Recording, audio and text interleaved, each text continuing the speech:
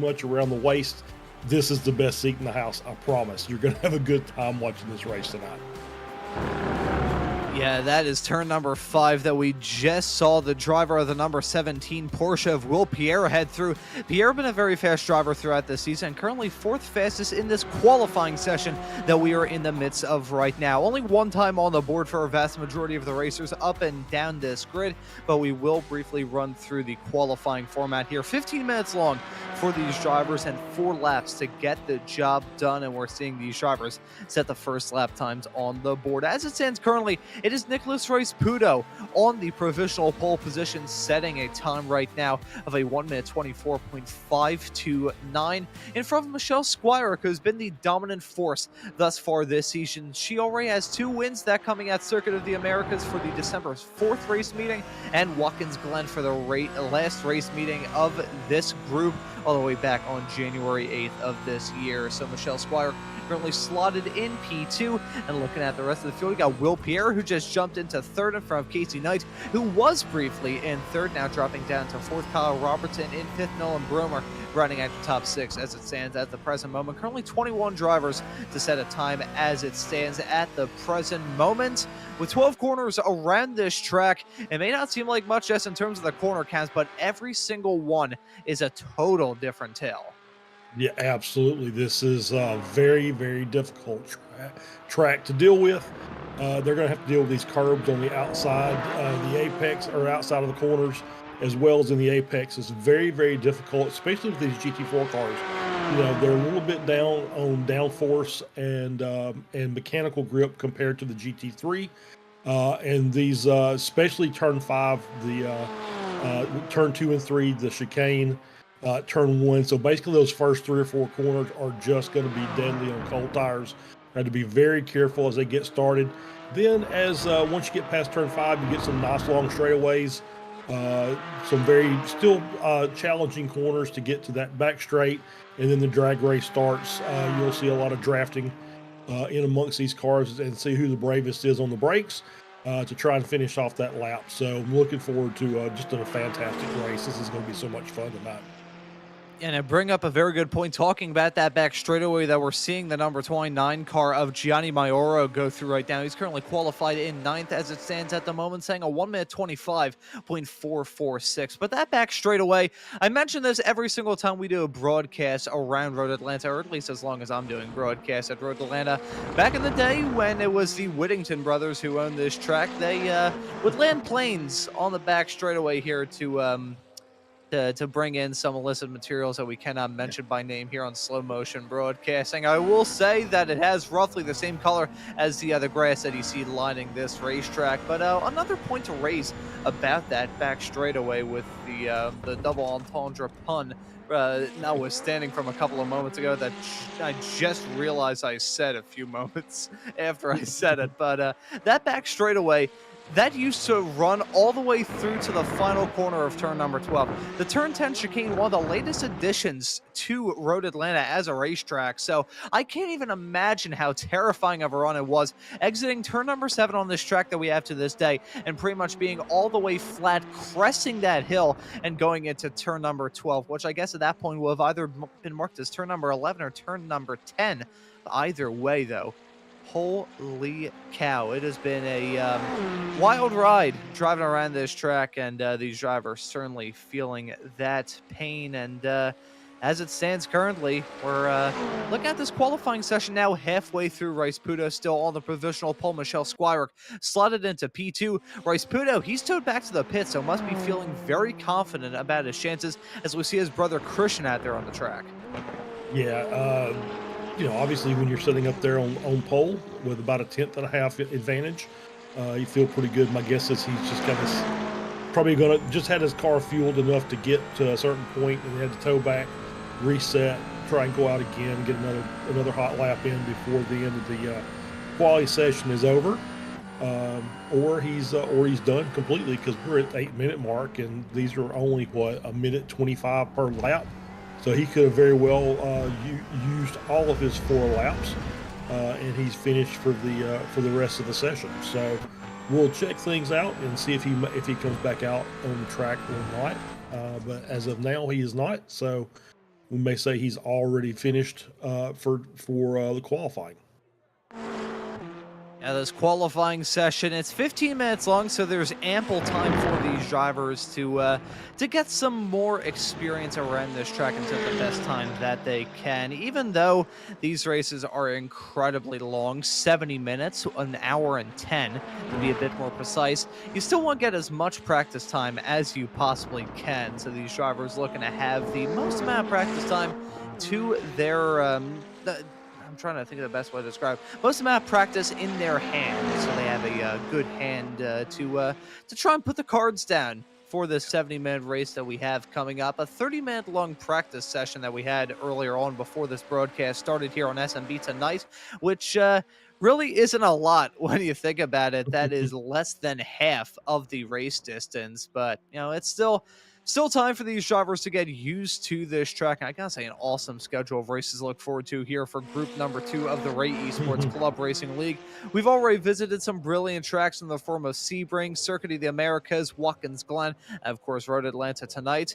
Charles, I think you're going to be a fan of the next race here for group number 2 on February the 19th. We're at number 5 at Barber Motorsports Park, your hometown track. I absolutely love Barber Motorsports Park, and yeah, it's a great place for GT4s. That'll be a very, very difficult event for these guys and ladies.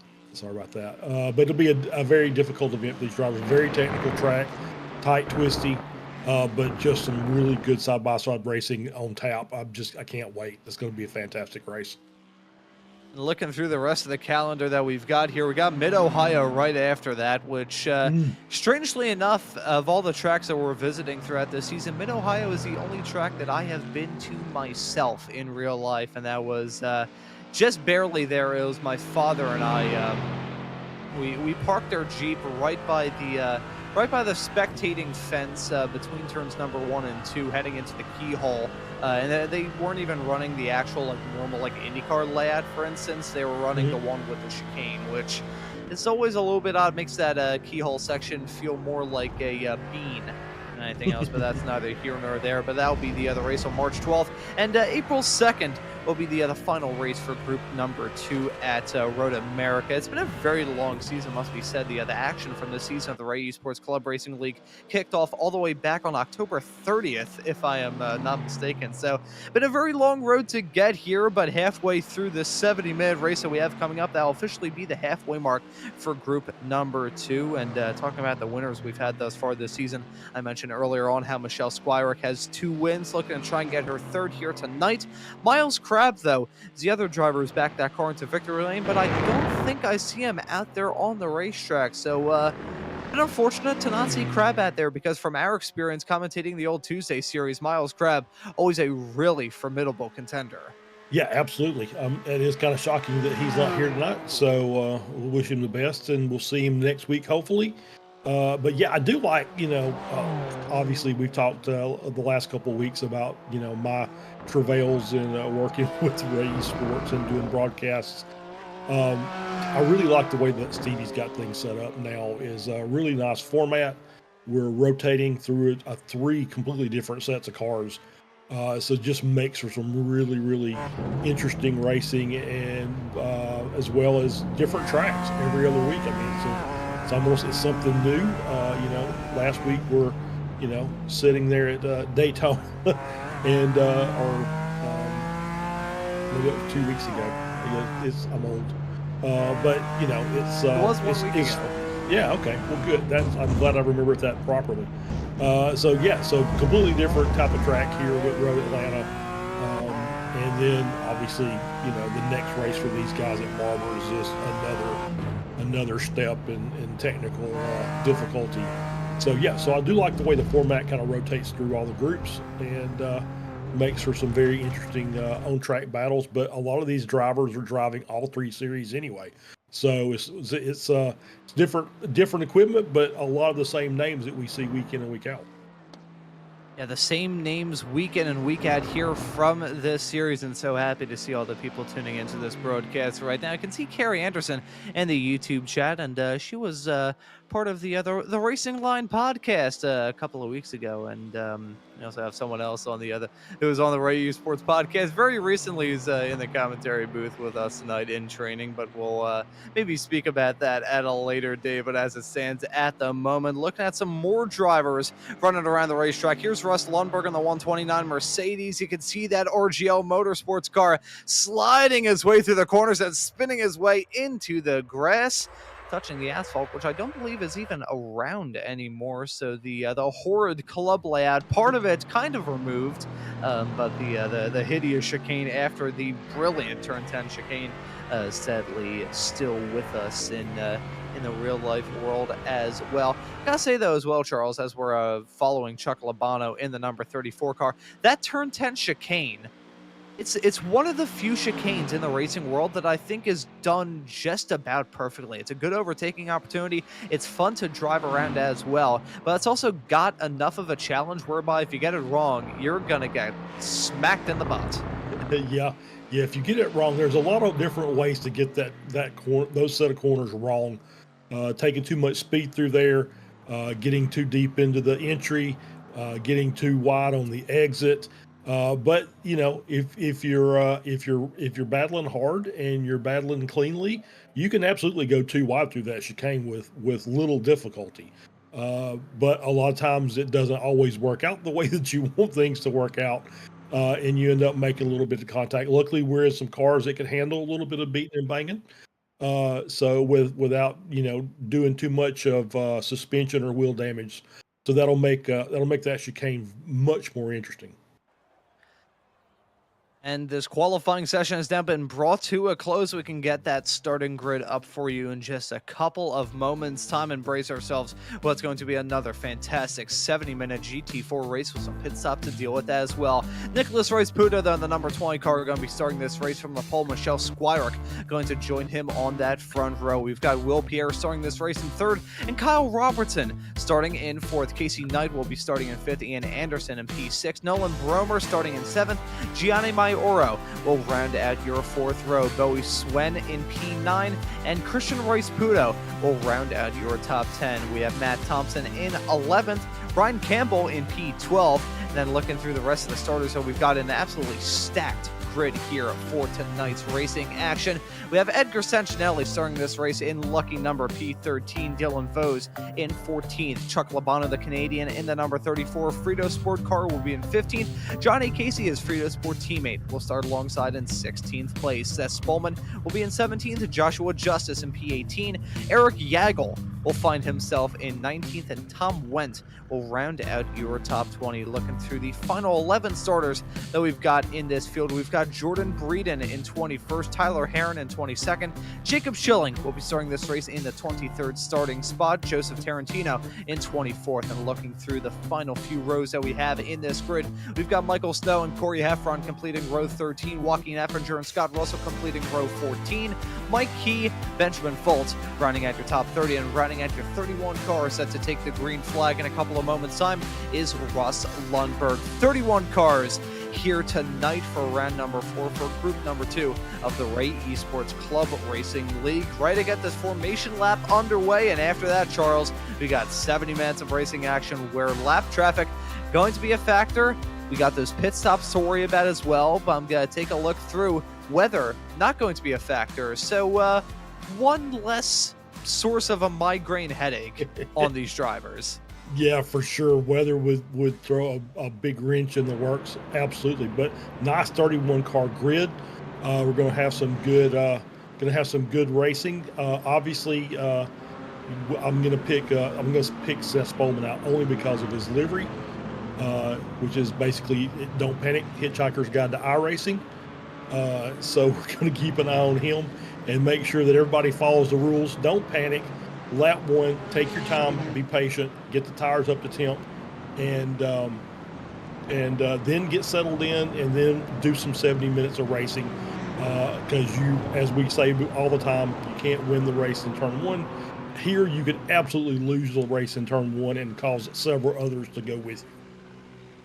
Yeah, turn one around this track is incredibly treacherous. I don't think we have the clip anymore, but earlier on in this Ray Esports Club Racing League season, we showed a clip of Michelle Squires having a pretty wild ride in her real-life Mazda heading off into turn number one around this track last year. So hoping not to have a case of deja vu here in the sim in this GT4 race, because you got 70 minutes in front of you. There's a lot of time for the race to fall into your lap. But as we're still waiting for this green flag to come out in the next few moments, it should be noted while we have the time that tonight's broadcast of the Ray Esports Club Racing League on slow motion broadcasting is brought to you by SimMotion. SimMotion is a store by sim racers for sim racers, carrying everything from button boxes to steering wheels and the best brands from the sim racing world, including SimMagic, Moza, Husingveld, and many, many more.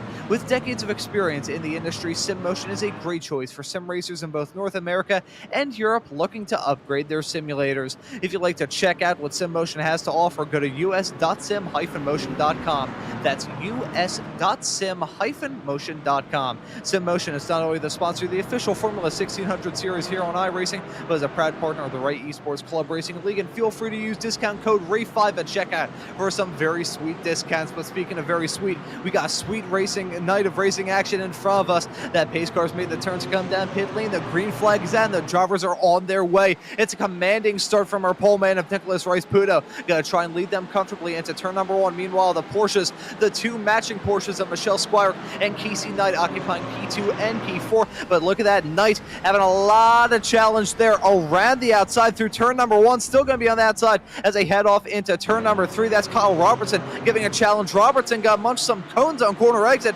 That's not gonna be a good run for him at all. Gonna lose out on spots to Gianni Maioro, and Christian Rice-Puto has gone off to a flyer up 4 spots from where he started in this race in the number 21 car. But it's Rice-Puto in front of Squires, in front of Pierre, and a big crash heading up the hill into turn number 5. Backwards is Michael Snow, and more cars piling in. Yeah, that's probably one of the tightest parts of the track. Just a bad place to get the car turned around. And yeah, it was pretty lucky that we didn't have a lot more cars piling into that. Only just a couple of cars damaged, but I think Michael may be the only one that's going to have to go do a little bit of work on the car. Maybe everybody else got through there clean. Because these drivers negotiated that pace lap so quickly, I should once again thank... Oh, I will... Nope, I was nearly going to have to say hold off on that point for a couple of moments as Michelle Squires was very wiggly heading down into the braking zone of turn number 10, looking like a bowl of jello that hadn't set yet was that car of Squires, but certainly commanding as she just got the move done on Nicholas Rice-Puto to jump up into the lead as we saw some side-by-side racing with Justice and Casey. Here we go, though. Michelle Squires getting that move done into turn number 1, and look at Will Pierre, though, in that number 17 Porsche, nearly trying to get the 2-for-1 deal heading up the hill into turn number 2, 3, and 4. Not close enough and going to slip back down to third. Yeah, to try to get the BOGO, but didn't quite work out for him. You can see how much more speed he could carry through turn 1 out of 1 as those cars were going side by side in front of him. And we had a whole lot of drama at the very beginning of this race. Have some replays that we got to load up. Get some WD-40 on them, just a little squits, and that'll be fun. I don't think squits is a word. That sounds like... I don't know why that sounds like something you could get at a sandwich shop here in the city of Philadelphia. But the point I was going to race a bad lap ago, we'd like to thank we would like to thank SimMotion for sponsoring this broadcast here on Slow Motion Broadcasting. That was a spin a little bit farther in the back. Let's take a look to see this drama that's going on at the very start of this race. Michael Snow in that 077 Red Bull liveried car. He got off to a flyer. Look at that, jumping out and getting some moves done at the very start of this race. I think Mike Snow may have gone away with that incident heading down to turn number 5. I wouldn't say scot-free because I think there may have been some more collisions around him, but making up some spots, and we'll take a look. So you can see the field still packed in like sardines heading through turn number 4 right now down into the S's. This is always terrifying at the very start of this race. We'll jump back to live action for now as we try and decipher what cars were involved in that turn 5 lap 1 shenanigans. Looking at the front of the field, Michelle Squire still holding on to the lead in front of Nicholas Rice-Puto. And despite that challenge from Will Pierre a couple of laps ago, these drivers up at the north end of the field starting to spread out a little bit with about 1 second of a gap forming as Casey Knight's spinning, coming at turn number 5. That's going to drag her nearly into the wall. Let's see, is that car damaged? Yes, it is damaged. I can see that front bumper slightly askew in that 210 car. Having to pull off the pending New Jersey Turnpike 978-point turn to get back going in the right direction. But Knight, at her second hometown track of this season, was in the Austin area for the COTA race earlier on. Now moving to the Atlanta area here for Road Atlanta, and a spin coming at the very challenging turn number 5. Yeah, Wes, I don't think that's the last time we'll see that tonight. Turn 5 is just very difficult in any car, but for whatever reason, these like I said, the GT4s don't have quite the downforce and mechanical grip, and they have a tendency to bounce when they hit curbs, and just unsettles the car. And I think, like I said, I don't think that's the last time we'll see that tonight.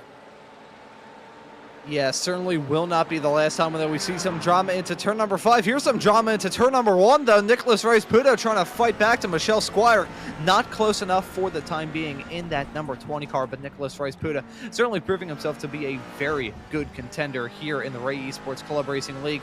He's a driver who we didn't really see at the start, but ever since he joined this series, he has been very, very fast. He's won in Group 3 machinery, he's won in some Group 1 machinery as well, and certainly proving himself to be a really worthy contender to try and break up that cycle of Michelle Squire taking some checkered flags, as we're going to take a look to see that drama at the very start. It was Eric Gagel in that number 23 car. Let's see, side-by-side racing through the S's.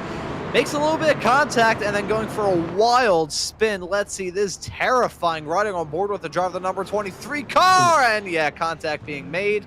I got terrified just from my own perspective looking at that replay, which explains why my voice shot up about 15 octaves there. But truly a terrifying moment for these drivers. As look at Rice-Puto. Holy cow, nearly running off into the dirt into turn number 10, trying to get that moved on the inside still. Look at that, Squire placing that car exactly where she needs to, but Nicholas Rice-Puto wheeling it in that number 20 McLaren now the inside line through the final corner, and Rice-Puto gonna get that move done in dramatic fashion. Holy cow.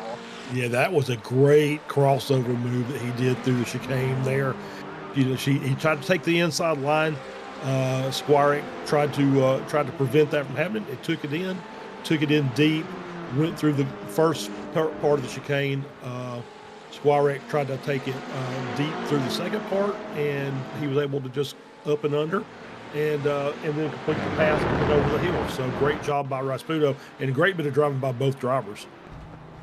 Yeah, great racing from the both of these racers to keep their cars going in a straight line without any major damage. I will say, though, as a result of that side-by-side racing I had mentioned earlier on, the gap between the front two of Rice-Puto and Michelle Squire had kind of increased to the cars behind them, as it was Will Pierre running about a second back. That gap is now diminished, as he only have to go back half a second to find Gianni Maioro. Now got a fight on his hands with himself and Will Pierre. Pierre running down one spot from where he started in this race. Maioro up 5, and also Rice-Puto a little bit farther back as well, up 5 spots from where he started in this race. But the hard charger thus far is Scott Russell, running down in 17th, 11 positions gained thus far. Well done, Russell. Yeah, he's having a great run so far, and he's about 18 seconds off the lead, maybe 19 seconds off the lead, but still plenty of time left in this race. We haven't hit the 10-minute mark yet, so the Oreo car is surging forward, looking to make up a few more positions. That Oreo has been dunked in milk for long enough whereby it's that perfect consistency. Oh boy, was it with me with food references on these broadcasts. You can definitely tell that I'm a little bit in terms of size. Scott Russell, though, running in 17th at the moment in the 22 car, hoping to not get commentators jinxes. Side-by-side racing right behind with Snow and Heron. That was incredibly close, with Heron losing out in that fight for now. Very odd that we go from the Oreo car to the Red Bull car. One thing that I would never want to dip an Oreo into is certainly that, but the Oreo car going off the track. Scott Russell getting hit with the commentator's jinx in a disastrous way. That BMW is ready for the scrapyard. You can see the hood shuffling around, and oh, look at that coming up to try and overtake him.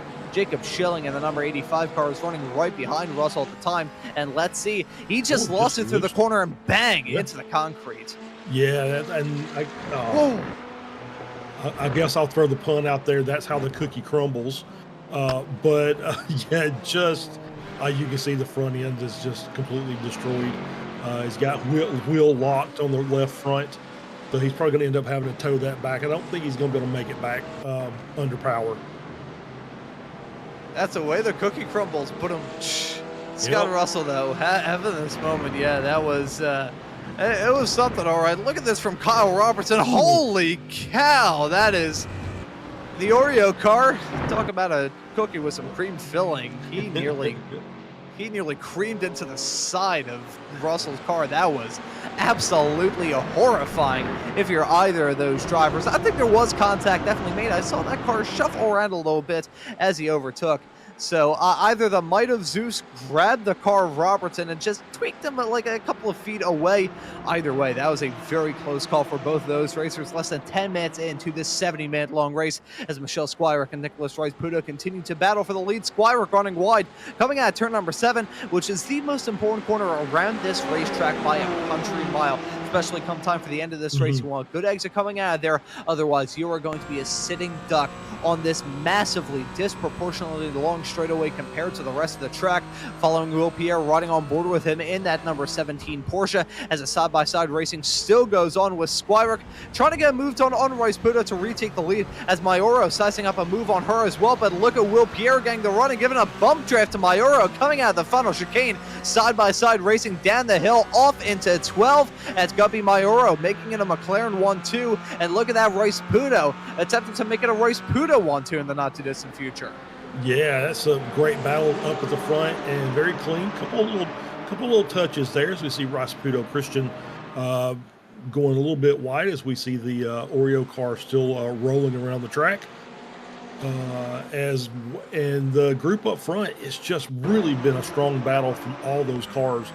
I would not advise bump drifting coming out of the chicane. It's probably, I know these guys, ran Daytona last week, but that's probably not a track you want to do a lot of bump drafting at. Yeah, when it comes to bump drafting or just bumping period, I would probably be trying to figure out the best way to compare this in terms of the challenges doing something like that. I forget the name of the oval across the street from Road Atlanta. If we cut to a blimp shot and zoom out to Lanier. 14, yeah, Lanier. There we go. Thank you very much, Rose. Lanier Speedway, right by Road Atlanta in real life and by proxy in the sim as well. Literally right across the road. You'd expect some bumping there. Wouldn't really expect it around here unless you're Ricky Taylor trying to get a move done to win the IMSA championship a couple of years ago. But that's neither here nor there. The side-by-side racing, though, up at the front, definitely going to heat up between now and the checkered flag. I will also mention the fact that Nolan Bromer slowly but surely getting involved in this fight. As we take a look at that fight right behind the front 7 pack. This is Swen and Vose battling for the 8th running spot as it stands currently. Vose last time by 0.3 quicker in terms of lap times. One of these drivers running in a Porsche, the other running in a Mercedes. But look at that odd curve back from Dylan Vose heading off into turn number 2. That's not ideal to be. That's not ideal in the least. No.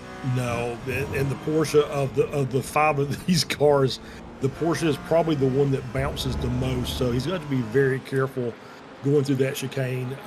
He's consistently just losing traction. And any real strange inputs you put on the car while that car's bouncing like that is gonna cause problems. So you got to be very careful as he's working his way through. But good racing so far, and I love the Brunos. Oh, it was with the Porsche. Oh, the Oreo car is back in the wall. Yeah, another moment. We're gonna have to take a look at that because we've had a lot of drama thus far in this race. It's probably been the most incident-packed of these 70-minute long GT4 races we've had thus far this season. Russell getting hit with that commentator jinx badly here. We take a look at heading out of the corner. I think he just decided to yeah, I think we may have called it a day. Has he left the other set? Yeah, he's left the session as well. I can't blame him at all. So I think we also got a view of his just his bumper just decided to call it quits as well. So Scott Russell going to be, I believe, the first retirement from tonight, and I would like to deeply and sincerely apologize to Scott Russell for the commentator's jinx striking him so hard he's probably going to be dizzy for the next week. We'll say, though, Joshua Justice also ran into some difficulties. He's out of the race and has been since lap 3, so not sure what happened to Justice, and we may have to load up a replay to see what happened to him. I'm trying to think back if he might have been involved in that lap 1 incident coming through 4 and 5. If he might have been involved in that going through the S's. So, all right. So we're going to get a look here as he comes out of turn 3 into turn 4, down through the S's, and then into turn 5. I kind of got a feel where this is going.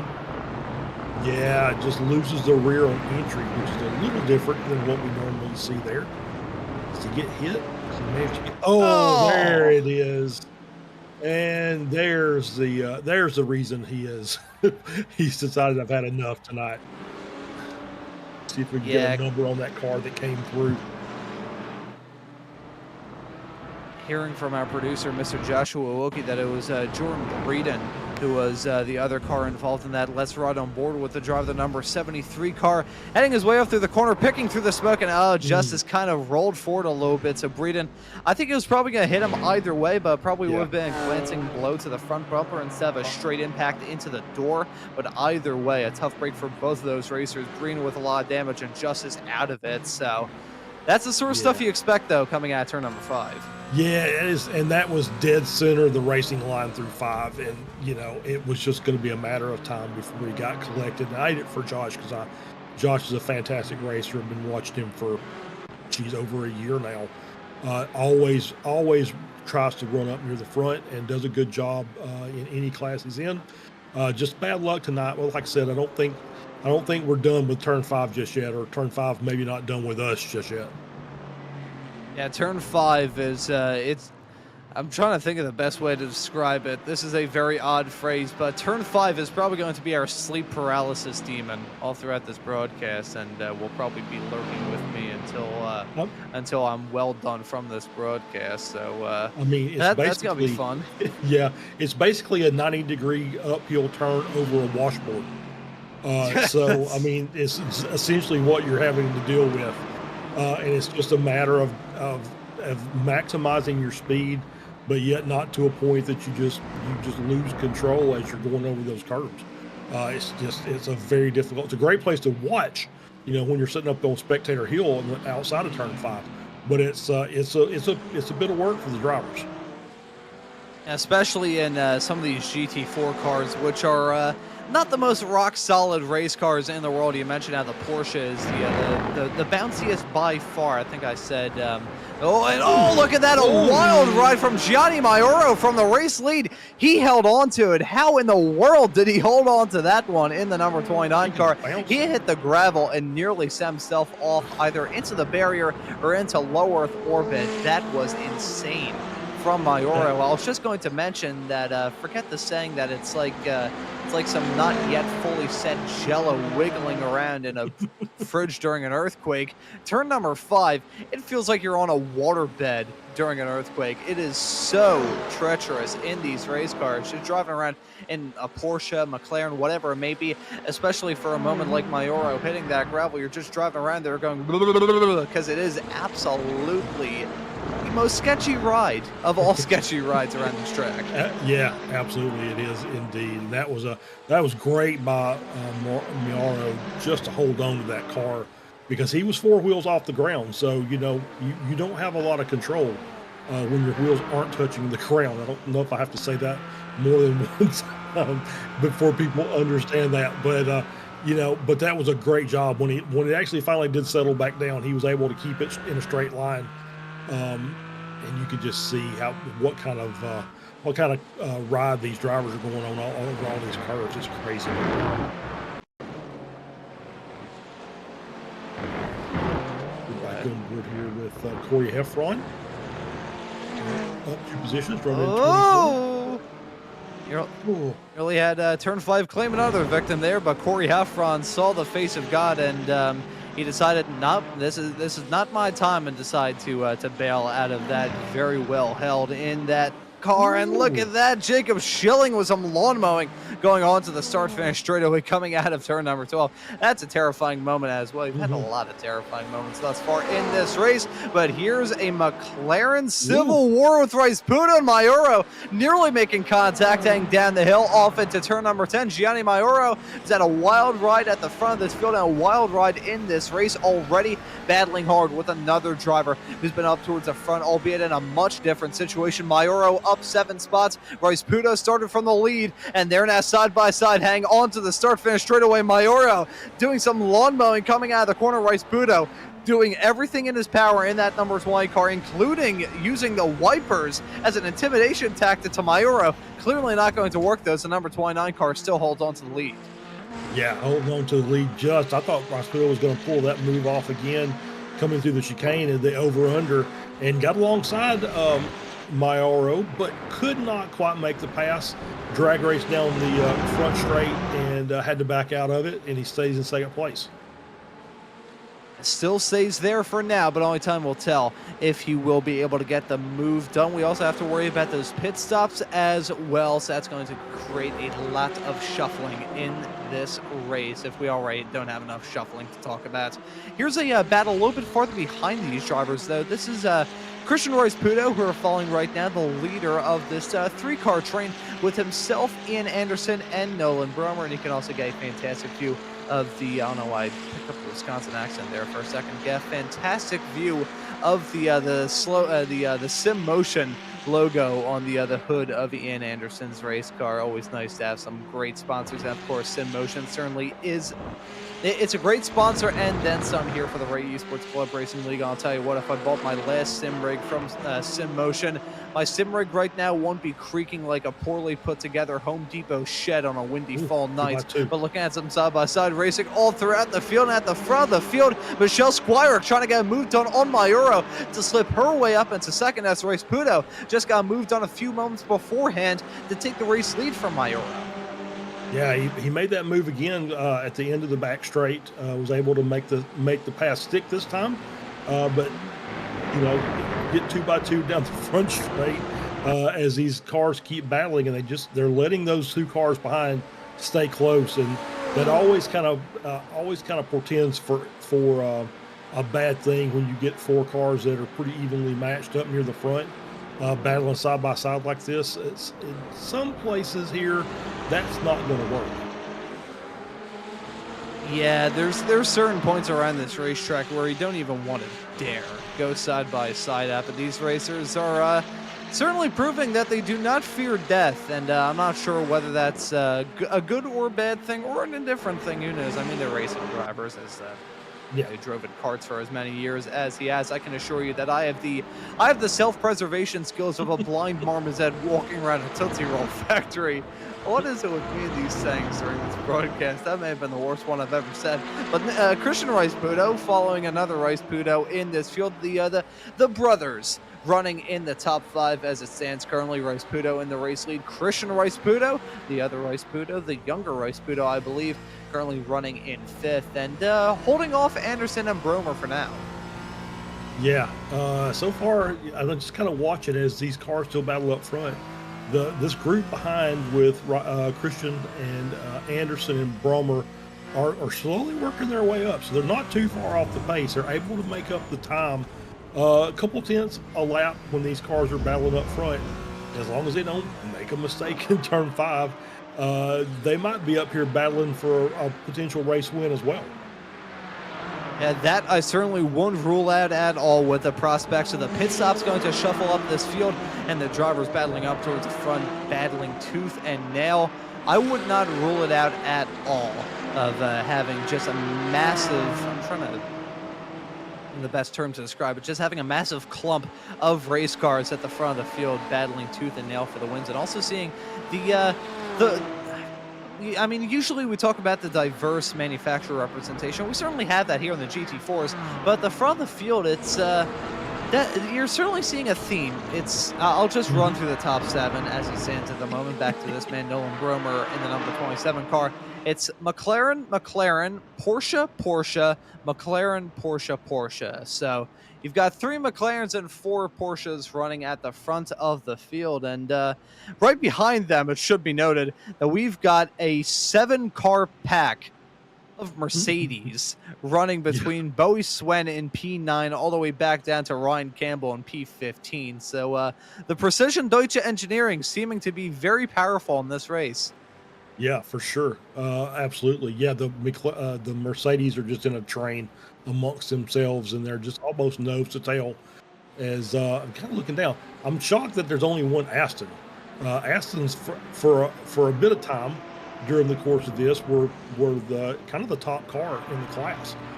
So it's kind of shocking that there's only one car, and that's Ty Heron that's running the Aston Martin. So it's very curious. And we'll say, talking about the Aston Martin debate, it's not really a matter of the Aston Martin being slow, because Miles Crabb, who is unfortunately not joining us for this race, he's been campaigning that Aston Martin all season long here from the Ray Esports Club Racing League, at least in terms of the Group 2 competition. So a little bit interesting to see people not picking that Aston Martin, maybe just thinking, yeah, it's going to get updated soon, may as well not even buy it. Get the same feeling that I got when I bought the BMW like a season and a half ago, only for them to come out with a new one not terribly long afterwards. But looking at the side-by-side funny at the front of the field before I got upset about, well, I got half credit from that car, so I guess I can't be too upset. And I will also mention the fact that I didn't actually have to pay for the car, because I had to do it for a league that I was officiating for, and drive the car around as the pseudo pace car. So I mean, if it works, it works. I guess I don't really remember what I bought. We'll say for comedy's sake, I bought the Slinger Figure 8 with it. And we'll leave it at that. Following Will Pierre in P4 in the number 17 car, and seeing this field slowly but surely fall into the crutches of Christian Rice-Puto. Just got moved on a lap car heading down into turn number 6. That bottom section of the track between turn number 6 and 7, oh so tricky and oh so important as well. One driver had a bad run through there, must have been Nicholas Rice-Puto, as he's now lost down the race lead to Gianni Maioro. They're side by side at the front of the field, battling tooth and nail for the win, and let's see who's going to win at the battle of the last late breakers, heading off into the turn number 10 chicane. Will Pierre and Michelle Squire going to pick up the pieces if these two McLarens go off the track in a cloud of dust, grass, and steam. But there we go. Maioro going to hold off the challenge from Rice-Puto for now, but Rice-Puto maybe going to do a repeat of what he did earlier on in the race, side by side down the hill into turn number 12, and Nicholas Rice-Puto going to get that move done slick in that McLaren. Yeah, he's having a great race so far. He's making the right move at the right time. It's working out for him. Now we got a side-by-side going up into the chicane. Yes, side by side up into turn number 2 and 3. Maioro and Rice-Puto, they are not giving up in terms of battling each other, but one driver going to get in the midst of it, that being Michelle Squire, who just gets the move done on Rice-Puto heading through the Essence. Yeah, it was a great opportunity for Squirek there. Rice-Puto kind of got laid out to the outside of the racing line and just really couldn't fight back, and was smartly just kind of backs off and falls back in line, and will reset and start looking for his next opportunity to make another move. And let's see what opportunities these drivers try and take as we take a look at the side-by-side racing between Maioro and Rice-Puto. Getting hung out to dry, heading through turn number 2. That's going to give Michelle Squire in that formidable Racing Development number 75 Porsche that opportunity she needed to get that move done. But in all that drama, look at the tail car of this fight. It's Christian Rice-Puto, that side-by-side racing, and may not have seemed like much, but it's brought another car into that fight. So we've gone from 4 to 5, and considering that the gap between Christian Rice-Puto and this man Nolan Bromer is only about 1.2 seconds, I would not rule out it turning into a 7-car fight in the not-too-distant future. I mean, as long as these 2 or 3 cars up front are going to continue battling through the corners, it's just going to be that much more of an opportunity for the cars behind to make up time. It's because, you just got to kind of hold up, and somebody else will kind of nose their way into the racing line and slows everybody down. And next thing you know, you've got a big group of 5 or 6, and then 7. I don't know that until pit stops happen, and I'm not sure that we're going to get more than these 7 together. There's a pretty sizable gap between Anderson in 7th and Vose in 8th. But once the pit stops happen, you never can tell.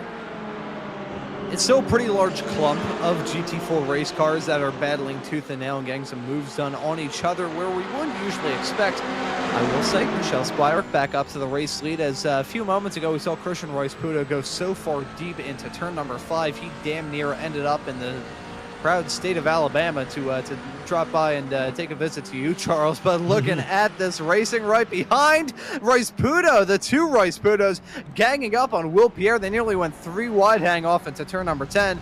As much as the driver is going side by side into turn number 10 is sketchy. 3 wide, that would have most likely ended in disaster. So very happy that they backed out of it. Yeah, for sure. And now, as you can see, you got Bromer and Anderson have now joined the kind of the tail of this line. So we're now up to 7 up front. The front 2 have seemed to kind of checked out a little bit. Maybe there was a little bit of that battle with between the Rice-Putos and Pierre gave them a little bit of a gap. So we'll see if these two decide they're going to kind of stay nose to tail for a few laps and maybe stretch the gap out a little bit more, or if they're going to allow this group behind to catch back up and make it a proper 7-car battle. And let's see if that proper 7-car battle prophecy that we have is actually going to be fulfilled, or whether or not we're going to be, I was going to say slightly disappointed, but the racing action has not been disappointing at all. It has been a brilliant way to kick off this race, and we are about 5.5 minutes away from the halfway mark of this season for group number 2, the 35-minute mark of this 70-minute long race being the halfway mark of this halfway mark race. So you can tell that I am occasionally good at doing the math in my head. It's very simple math, but I will still give myself all the credit. Edgar Sentinelli currently being involved in a battle right now. He's running in 11th. We got a small little train of race cars for him. We got Dylan Vos and Swen, who've been battling for a decent chunk of this race thus far, and they've actually had some company as of late, as you've got Matt Thompson and Edgar Sentinelli starting to get involved in this fight as well. And this right here is a bit more of that manufacturer representation that we are expecting in some of the farther back packs, because you've got Dylan Vos in a Porsche, and then the rest of them are Mercedes. Yeah. Ooh. Was that a slowdown? He was way offline there. That was Swin, maybe? Couldn't tell. Correct. That lead Mercedes that was there, yeah, it must have been Swin. Just was way offline coming out of turn 1 and allowed Vos to pass him and get a pretty nice little gap. Actually, I don't believe that is Bowie Swan. So Bowie Swan getting the move done to overtake the lapped car that I believe was the one that was rather slowly moving into the corner a couple of moments ago. So I'm going to take a look to see exactly who that was, because that was a rather iffy thing. Looking through, I believe that may have been Tom Wendt in the number 28 car. So he was a car in the midst of all that.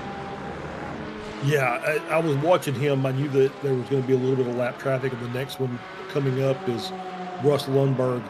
Next one probably a couple of 3 seconds in front of the lead car. So just depends on where they catch Russ and see if that's going to become an issue for any of our lead group.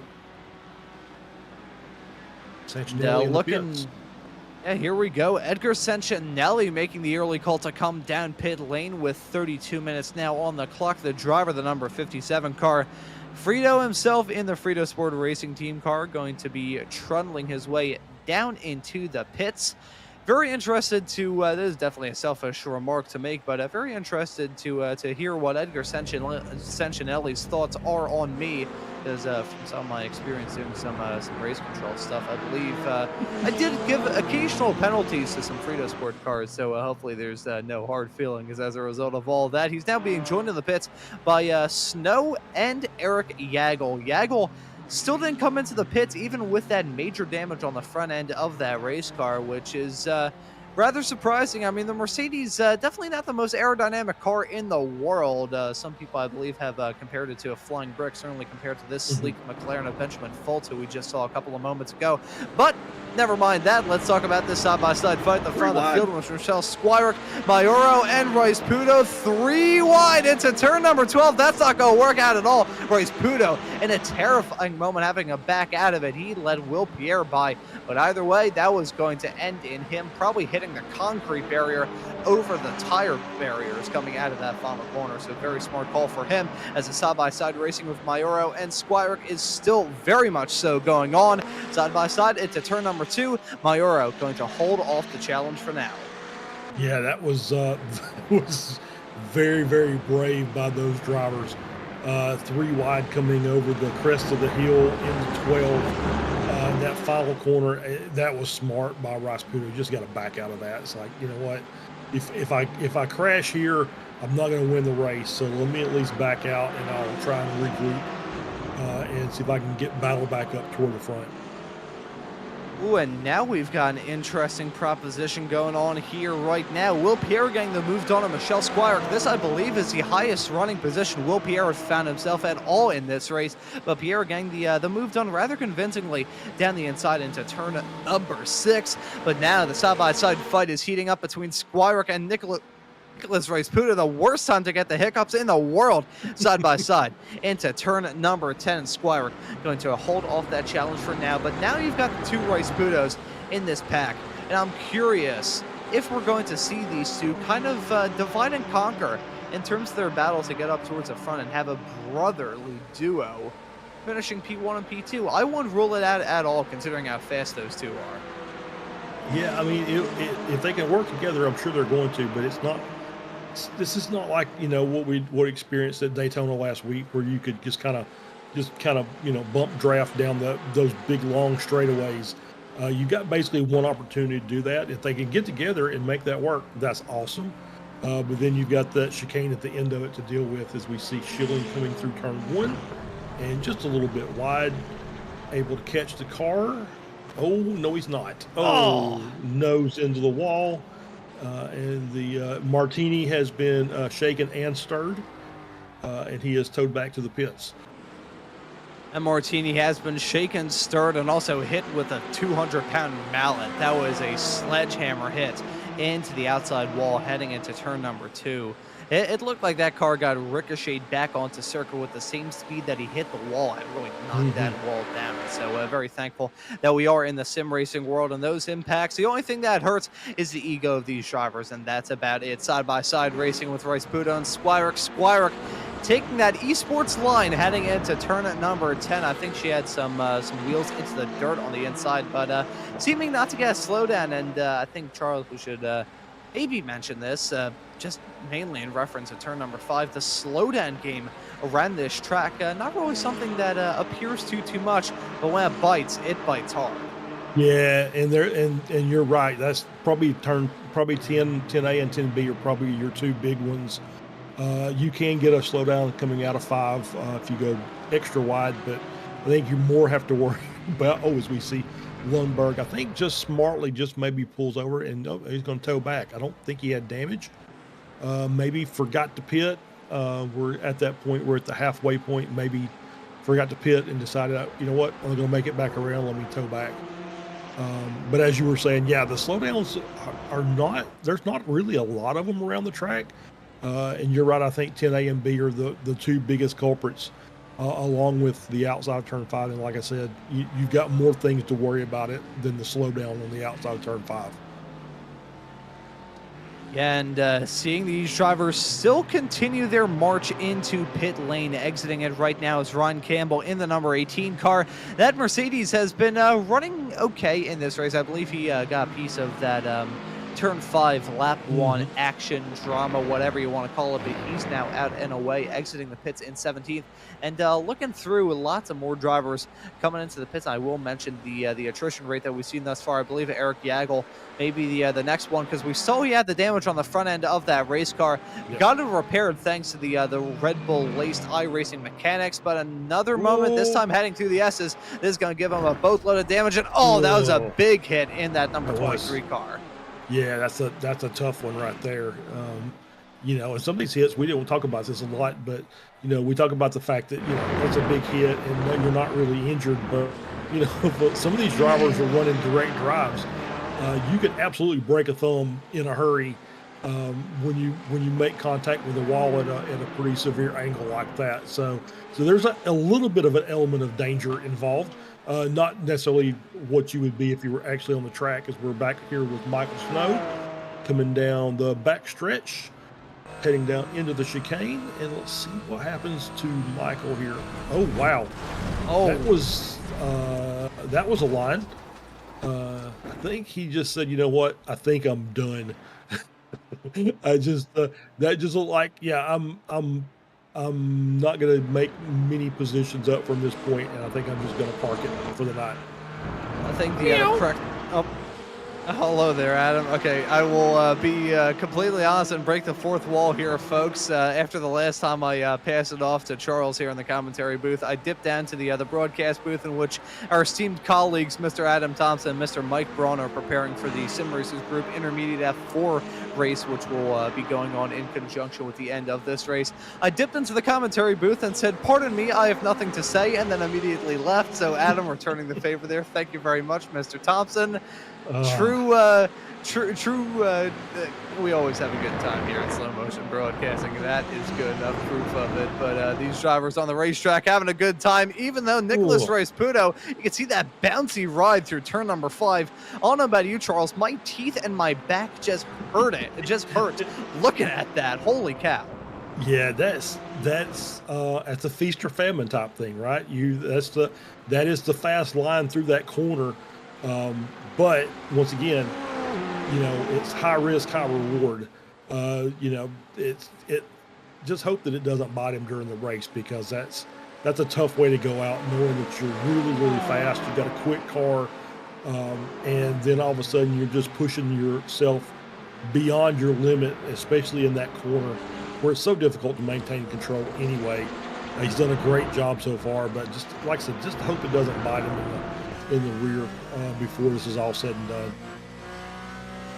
I hope not to get bit on the rear, because that makes it really hard to sit down. That is the very most bizarre thing that I've said on any broadcast I've ever done. But I mean, hey, it's not necessarily wrong, but usually if someone bites you on the butt, that's probably not your immediate issue. Where the heck am I going with this? Looking at a beautiful aerial view of Road Atlanta, absolutely stunning racetrack, historic as well.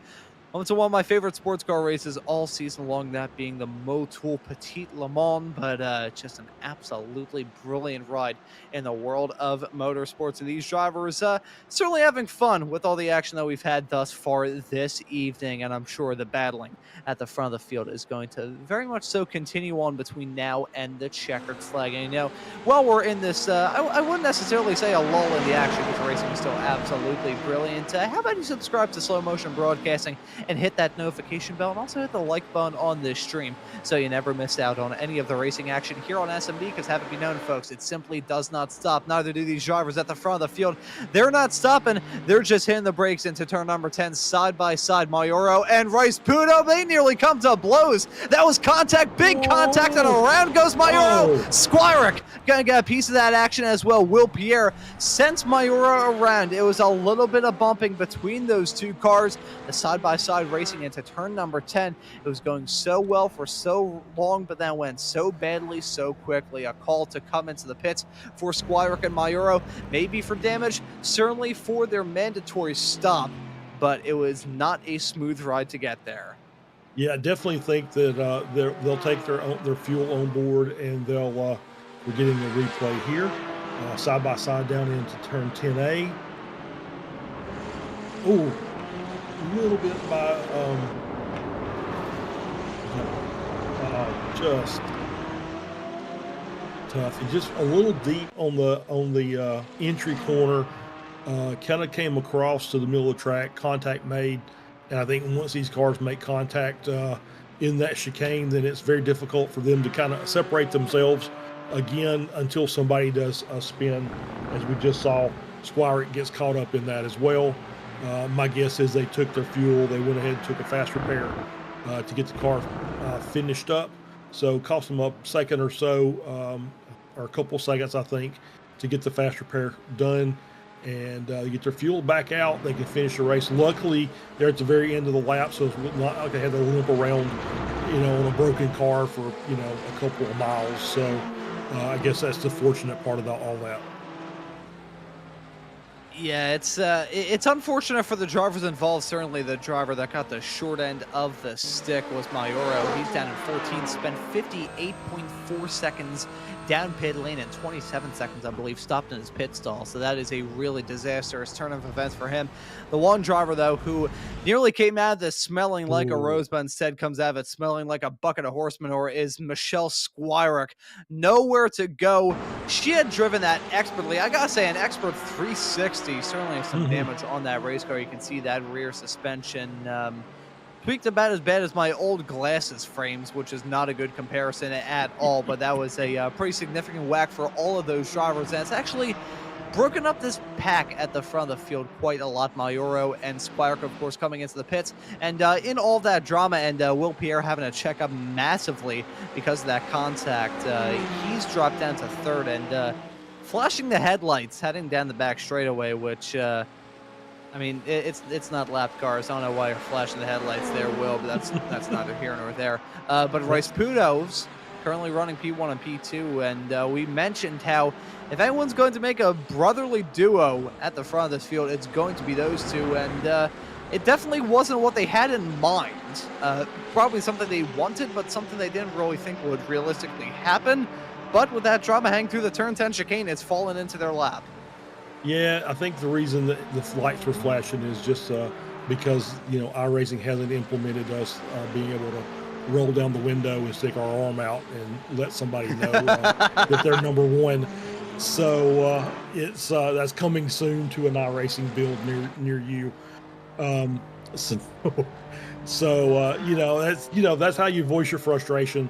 The safe way is to just flash your headlights, say, yeah, I didn't really appreciate that, and then you just kind of go on about your race. No, I think I'm going to use this as an opportunity to share a story from my childhood. So it was, I think I was 8 years old, riding in the back of my dad's Jeep, and some guy, we were stopped at a red light, and I think the light had just turned green a matter of like a half a second before, and the person behind us honked the horn. So me and my 8-year-old wisdom decide, you know what? Driving right outside the city of Philadelphia, this is a good idea. So I turned around, looked at the driver, and gave him the sign that he was number one from the back seat. So imagine 8-year-old me flipping the bird at some random driver out there on the road. So that's sleep tight, America. Anyways, looking at the battling up a little farther towards the front of the field, Bowie Swen and Dylan Vose, who have been battling tooth and nail really ever since the drop of the green flag. They're still battling hard. The Rice Pudos, though, going to come into the pits together. There we go, in the number 20 and 21 cars, respectively. There we go. I was right. I was going to. That was a total guess in terms of the number for Christian Rice Pudo's car, but I got that right. My intuition actually doing me well for the first time in the 20 years that I've been on planet Earth. Rice Pudo, though, with a really awkward entry into the pits. Both of these drivers hoping to hit their marks as best as they possibly can. Rice Pudo, though, 1.3 seconds. Christian Rice Pudo, 1.3 seconds stopped. What? That has to be some sort of graphical error. He screwed up. He missed his pit box. Did he miss his pit box, or did he maybe tick his mark in a weird way? Either way, though, that's going to cost him a little bit of time. Nothing too bad, though, as he's still right behind his brother of Nicholas Rice Pudo. You've also got Matt Thompson battling there as well. Will he be out of fuel, though? I think that's the problem. I don't think he got any fuel in the car. He came out with his brother. I think he's got to come back in and fuel the car. I think I saw the same thing that our producer Josh saw, that once he got in the box, for whatever reason, he moved, which basically just ended his pit stop.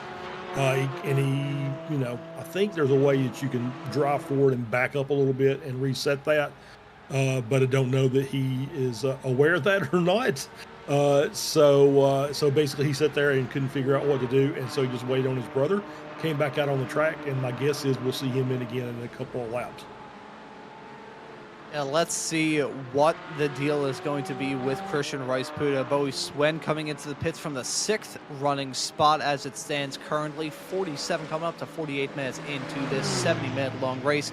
Side-by-side racing with Christian Rice Puda and Tyler Heron. Will note the vast yawning chasm that is now the gap between the two Rice Pudas. They exited out pretty much hand in hand right by each other. So now it's going to be a much different case. I'm looking to see whether or not we're going to see Christian Rice Puda come in yet again. Yes, he will. So your intuition proving you right there, Charles Rice Puda. Christian Rice Puda in the number 21 car. A mistake in the pits going to come back to bite him on the butt. Yeah, and that's not where you want to be bitten. So yeah, he's got to come back into the A lot pits. of paperwork. He's got to get it's a lot of paperwork. Gonna have to get his fuel on board. Looks like he's popped up. He's gonna take tires, and that's probably because the pit reset.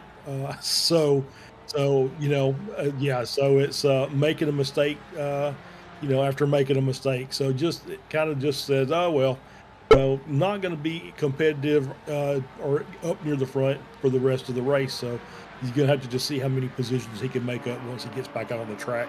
I guess on the good side is that he's going to have fresh rubber, so that'll be helpful to him as he's working his way through the field.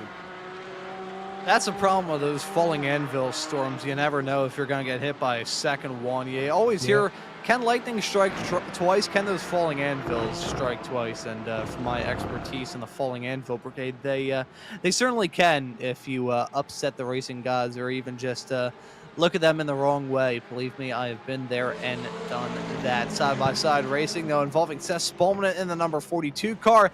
He's now involved in a Hornet's nest with himself, Bowie Swen, and Nicholas Rice Puda. Bowie Swen, surprisingly so, exiting out in front of Nicholas Rice Puda. So that's a little bit surprising that Swen was able to close up that gap so dramatically in the pit stop, because we did see Bowie Swen come in. I will just compare the times in terms of how long those two spent in the pits.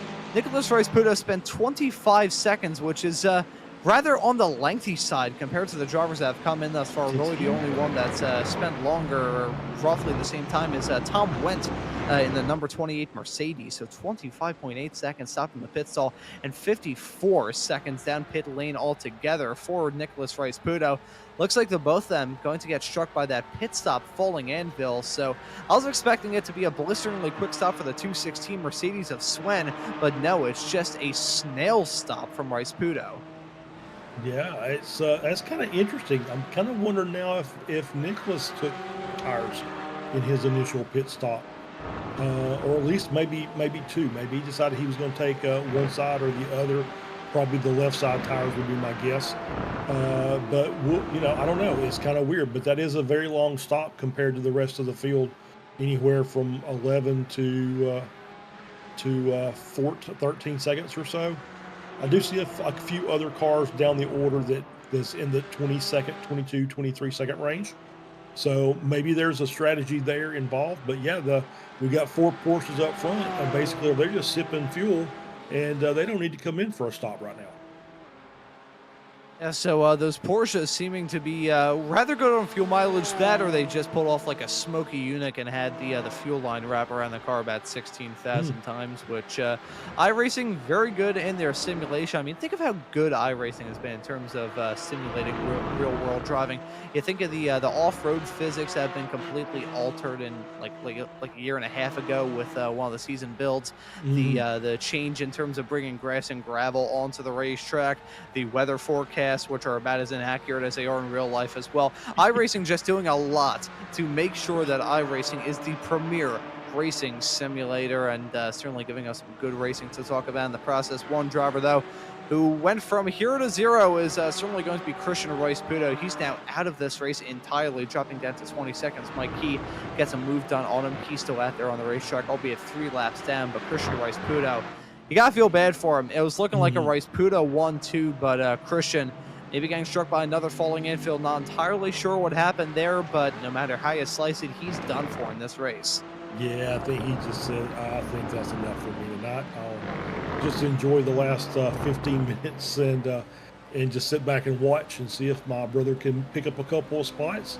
And yeah, I agree with you. The iRacing is consistently bringing out new things. You know, we've just got a newest tire model, and as well as some debris physics that are being brought into the sim as well.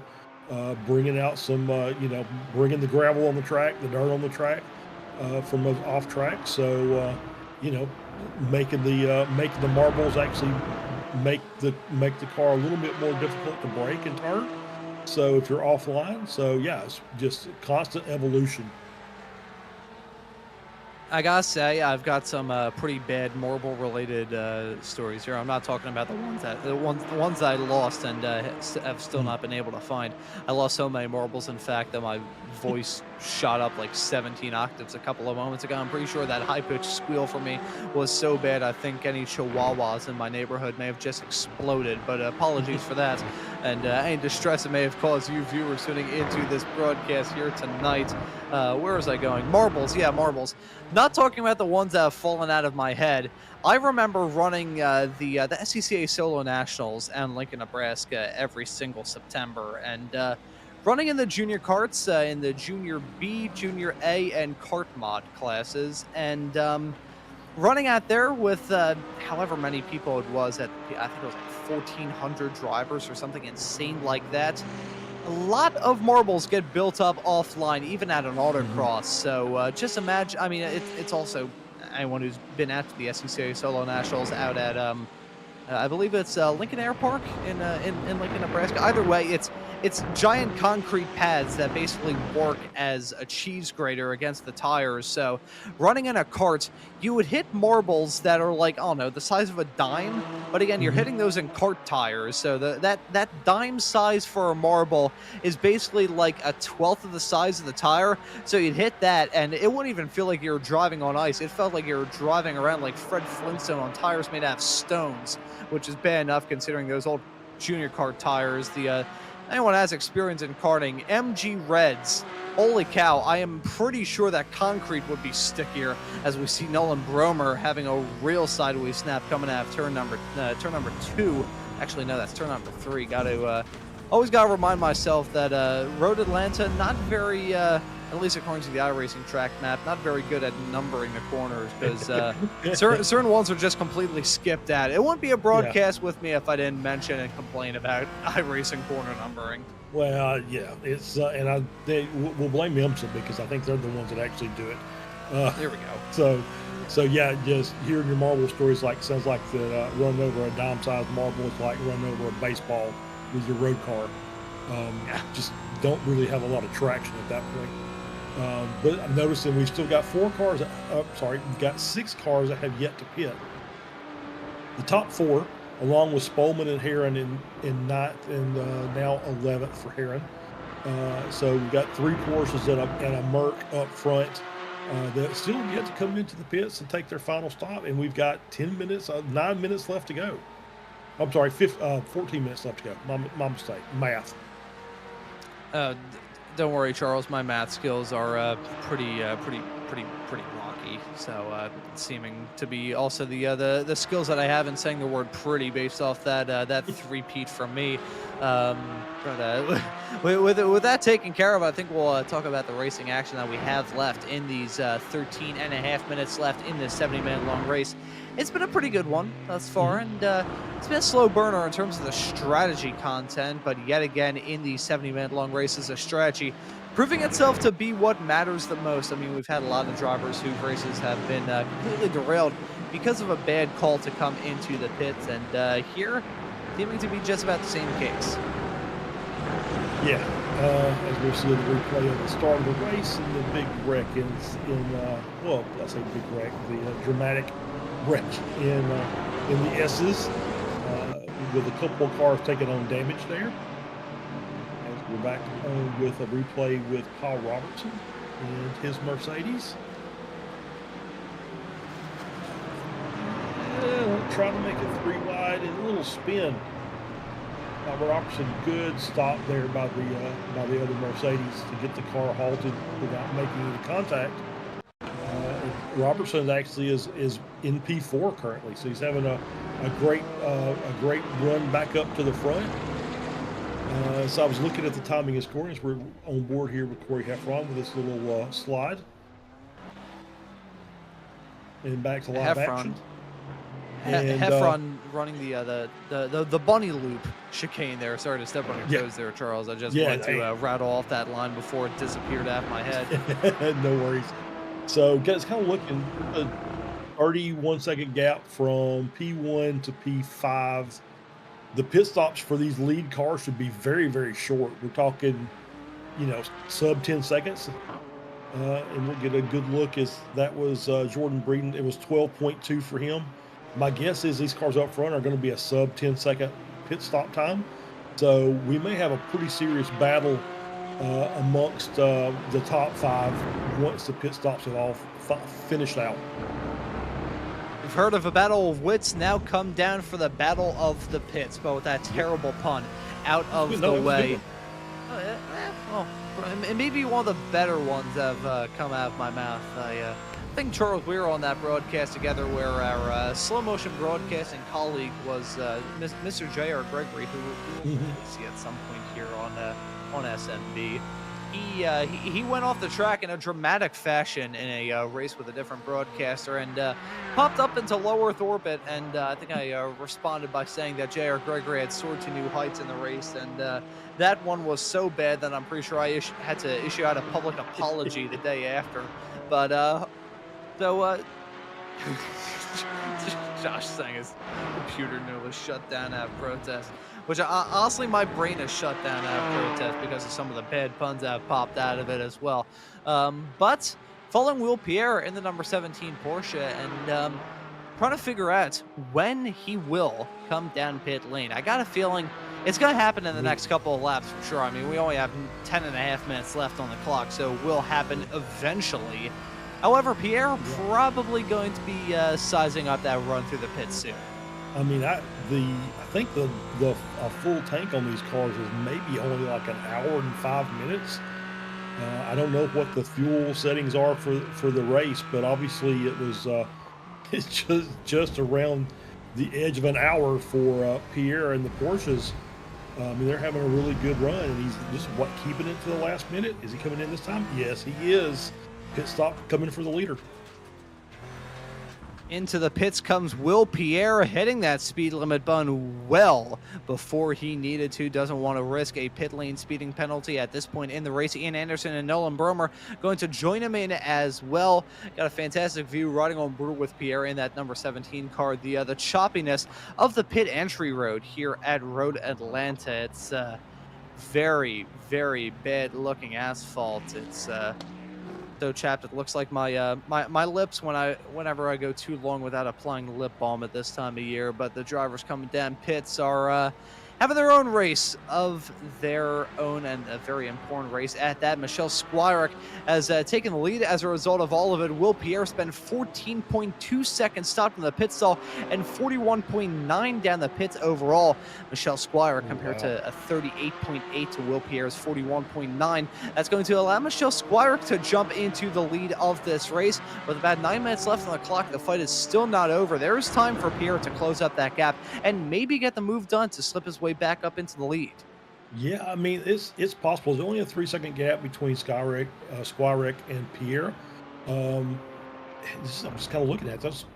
The 3 cars that came in, Pierre, Anderson, Bromer, were all around the 14 to 14.5 second mark for stoppage time, which was 2.5 to 3 seconds longer than Squirek. That's kind of crazy. Yeah, so that's a little bit surprising in terms of all that. I gotta wonder if Michelle Squirek probably has I don't know, like rocket fuel in that car or something like that. A fuel man just with so much Red Bull in its system that it could probably fill up the whole car in the span of about 2 seconds. So either way, Michelle Squirek, as it stands currently, would be on in the catbird seat to grab the victory here for round number 4 for group number 2 of the Ray Esports Club Racing League. And if it were the case, it'd be her 3rd checkered flag this season, certainly cementing herself as a strong championship contender here. Looking at some other drivers that we've got going on, I think we may have a fight developing, possibly involving Ian Anderson and Nolan Bromer. Those two cars are covered by about a second, so we may end up having to talk about that soon. The Dylan Vose and Bowie Swen fight has cooled off a teeny tiny bit, with about a second between those two cars as they contend with some other GT4 cars as lap traffic. That, I believe, unless I'm very much mistaken, was Went that they just went past a couple of moments ago. But looking through most of the field, I believe it is rather settled into a groove. Yeah, I think so. We're just going to be the last 7 minutes here and just kind of watch the gap between Pierre and Squirek and see if he can make up any of this gap on the cars in front. See, looks like we're on board here with Tom Went as he's working his way through turn 6 and 7. Be very careful back on the throttle here. It's really easy to spin the car. Nicely done by Mr. Went. So he's going to work his way down the backstretch. So yeah, it's just a matter of just seeing what the gaps are going to be between Squirek and Pierre. I'm going to get her name right one of these days, and see if he can make up the time. I don't think there's any lap traffic out there that's going to get in the way. So looks like it's just going to be a battle between those. It's just hot laps to the end. And these drivers hot lapping it all the way to the run to the checkered flag. And in terms of hot laps from the two drivers that we just saw some great views of, they pretty much have the exact same hot lap. I'm curious, Josh, if we could pull up the best lap of the race graphic for both of these drivers, because talk about evenly matched. Holy cow, 2,000th of a second between these two. Are you kidding me? That is insane. The driver holding on to the best lap, though, is Nicholas Rice-Puto, who's dipped out of this race, too. So what was looking like a possible 1-2 is going to turn into a 20th and 22nd for the Rice-Puto brothers. A really disheartening way for the race to go here at Road Atlanta. But the pace between Squirek and Pierre, in terms of their best laps, is pretty nuts. That is for darn sure. I will report back and let you know that Michelle Squirek's best lap of the race was actually set not terribly long ago on lap 40, and she's on lap 45. So that's really speaks volumes about how she's been doing thus far. And I'm curious, Josh, you can maybe jump back to the second place runner of Pierre so I can run this through the same system as well. Yeah, Pierre's best lap of the race, his best lap counted by our graphics, was set all the way back on lap 22, with his actual legitimate best lap of the race, which is a little bit quicker but did have a invalidation thrown into it. Still very early on in the race for Pierre compared to Squirek, who's just proven herself to be a really good contender, a driver of some Mazdas in real life, proving herself to be a wheel woman in these GT4s. Yeah, absolutely. Just since I've been back, I've been watching her as part of this group. She's been pretty dominant in basically every car she's been in. So obviously knows what she's doing on the track, and has got some really good pace, and constantly up there battling for race wins week in, week out. It'd be really interesting to see how she would do in the Group 3 action that we have here from the Right Esports Club Racing League, that being some Formula Vs and some Spec Racer Fords, which you will be able to catch round number 4 of that season coming up here on Slow Motion Broadcasting in just 1 week's time. A lot of action to catch here on SMB week in and week out, so that gives you more reason to subscribe and hit that notification bell so you never miss out on any of the racing action.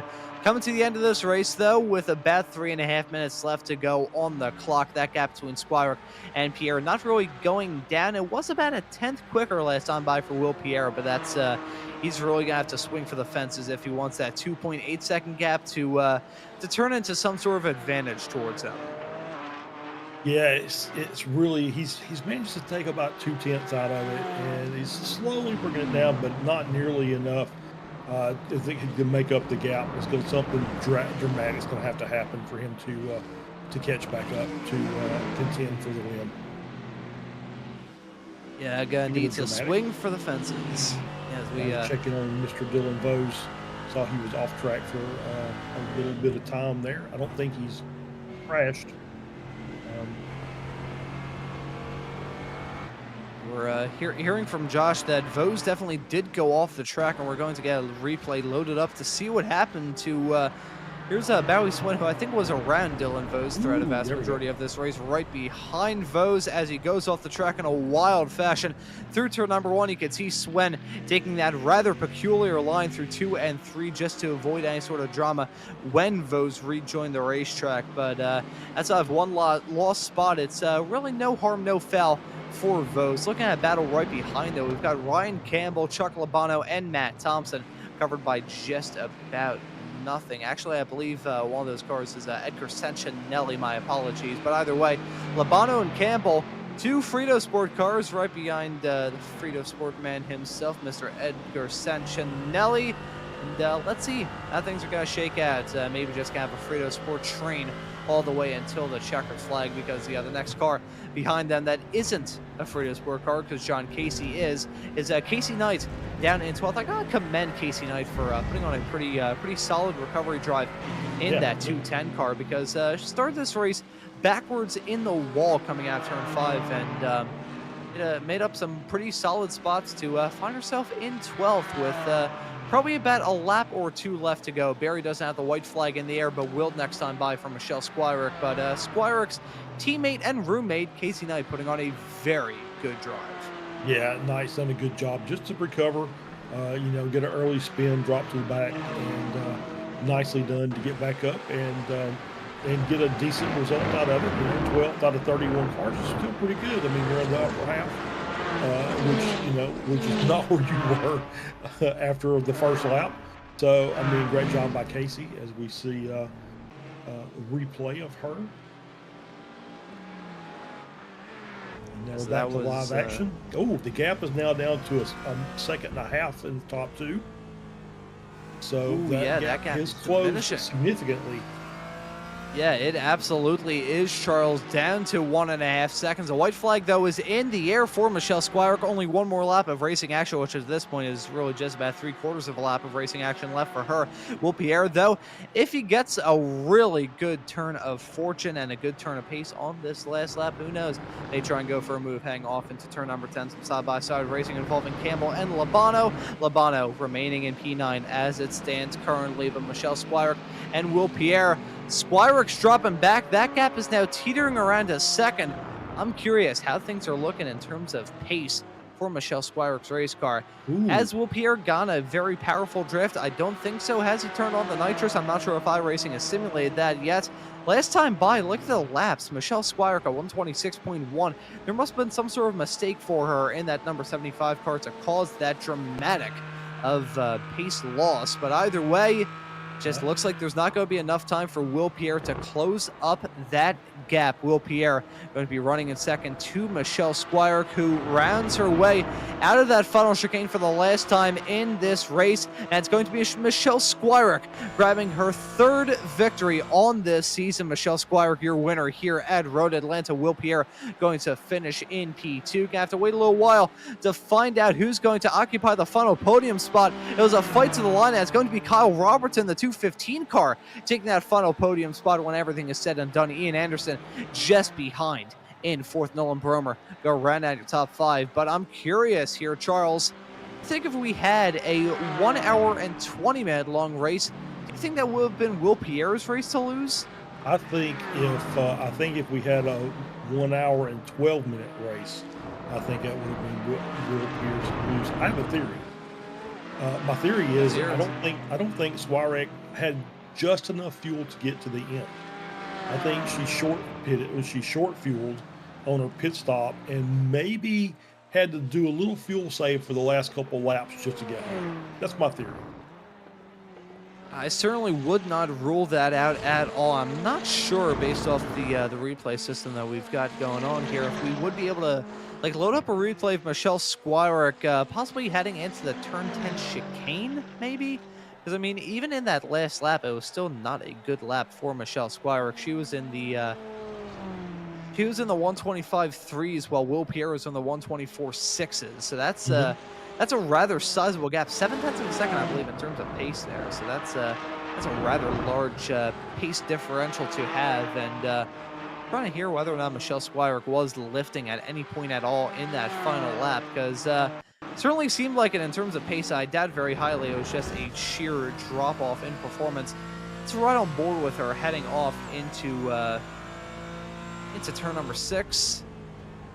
Oh, it looks like she attacked that braking zone just about as normal. My iRacing audio deciding to go on strike for me right at the worst possible moment, but it sounded like she was still full song there, and I'll try and figure out what the deal is in terms of my audio, because I cannot hear a absolute peep. So let's listen in to hear what Michelle Squires had to do into turn 10. Yeah, let's take a look and see if we see anything there. Interesting. Okay. Our producer Josh says flat all the way into the corner, into turn 10A and 10B. Okay. I mean, yeah, either way, hey, either way, she wins the race. So that's all that really matters at this point. Yeah, so great job by Squires to get the win. Great job by Pierre to finish P2. That was a pretty epic battle for the first half of that race amongst 6 or 7 cars up there, really fighting hard for every square inch of track that they could get. And taking a look at a replay of some of the drama in terms of that battle for the final podium spot. Nolan Bromer trying to get the move done on Ian Anderson. Those two coming to blows for the second part of it, and that slowed down Anderson just enough for Kyle Robertson to eventually slip past and get that move done to claim the final podium spot at the end of this race. So some drama right to the line in this GT4 race, and we're going to take a look at Robertson's perspective in the 215 car. The door banging between Bromer and Anderson, definitely some netcode involved in that as well. It looked like there's about a foot of separation between those two race cars when iRacing registered the touch.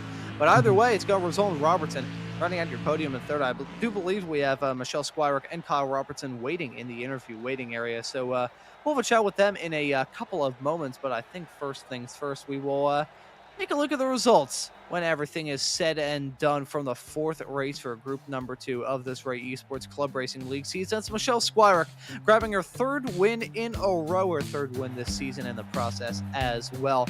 She wins it here at her hometown track of Road Atlanta. Wilkie going to finish in 2nd. Kyle Robertson will round out your podium in 3rd. Then we have Ian Anderson in 4th, Nolan Bromer in P5, Bowie Swen in 6th. Dylan Bose ends up this race in 7th. Matt Thompson in P8, Chuck Labano in 9th, Ryan Campbell in P10, and we have Casey Knight, John Casey, Seth Spolman, Tyler Heron, and Corey Heffron running at your top 15. Yeah, Tom went in 16th, Edgar Santinelli in 17th. We've got Jordan Breeden in 18th, Mike Key 19th, Nicholas Rice Pudo in 20th, his brother Christian in 21st, Benjamin Foles in 22nd, Gianni Mauro in 23rd, Michael Snow 24th, Eric Yagel in 25th, Jacob Schilling 26th, Joseph Tarantino in 27th, Russ Lundberg in 28th, Joaquin Effinger in 29th, Scott Russell in 30th. Josh Justice rounds out your 31 car grid, and that's kind of odd that the Rice Pudos finished in their car numbers. So that's a very interesting piece of numerology. How about that? Some nice little circularity for this race. But one driver who, considering her pace, was trying to do circles around the field was Michelle Squires, your eventual winner here at Road Atlanta. I'm going to drag her into the commentary booth to have a chat with her in a couple of moments' time. Michelle Squires with her 3rd victory this season. Michelle, welcome into the commentary booth and welcome back to Victory Lane. Talk us through this race here at Road Atlanta. Oh boy, this was absolutely intense, insane. Had everything. That start was absolutely incredible. I was trying to get a breakaway with one of the other McLarens. Hope he would work with me, but fortunately that didn't quite come to be. And then we still end up having just 4 cars jockeying for position constantly. Everybody's wheels dropping, dirt flying. Unfortunately, it eventually gets to be too much. I guess one of the McLarens spins out of 10B and comes in contact with my door, rejoining the track. And was then put on a forced alternate strategy, which, wow, it turned out to be the right one. You know, in saying that there, Michelle, I just realized that you, technically speaking, pulled off a spin and win. It was a forced spin, mind you, and you spent a decent chunk of that spin on 2 wheels, but still a spin and win here at Road Atlanta. And I want to ask you about that incident, because you said it kind of changed your strategy for the rest of the race. What were your thoughts around the time where that drama happened, coming out of the turn 10 chicane, bringing you into the pits? Yeah, I mean, obviously it was just keep the car going in a straight line. Managed to recover it. And then I'm like, okay, I know I have the fast repair. I know I've got tires unchecked. I've got my fuel set. So let's just do it now, because I didn't even know at the time if I had damage. Apparently I had a meatball, but the flag wasn't waving yet by the time I had already committed to pit. I'm so glad I did. And man, I came out in clear track, and I was laying down the times. I didn't have the Porsche just didn't have the straight line speed of the McLarens this week, same as Watkins. So it was kind of impossible to race with them, and at this track, just the nature of it, that long back straight. But I didn't need to race them. I just needed to time trial them. And the time trial strategy seeming to work out. And on the other subject of that incident, I can assure you, you definitely picked up a meatball flag, because from our cameras, it looked like that rear left tire was about as crooked as my 2 front teeth. Ugh. But Michelle, it still works out for you when everything is said and done. So congratulations on your 3rd victory this season. Must be pleased coming into the second half of this Group 2 season. Oh yeah, 100%. Nice little recovery from last weekend at Daytona. A little bit of a disappointment there. Then come back to my home track, Road Atlanta, right up the street. And luckily I have, just have lots of time here, whether it's in Spec MX5, testing. Actually managed to do some coaching with a client if a GT4 came in earlier this summer. So we'll see. I don't know if that came in to help, but I'll take it. I mean, hey, if it works, it works, and all that's all that matters at the end of the day, considering that you're spraying some champagne in Victory Lane, your 4th time doing so this season. And now we got about a month until the next race of this championship, that coming at Barber Motorsports Park in 3 weeks' time. So what are your thoughts heading into the 5th race of this Group 2 season? I love Barber. Again, it's real close, less than 2 hours away.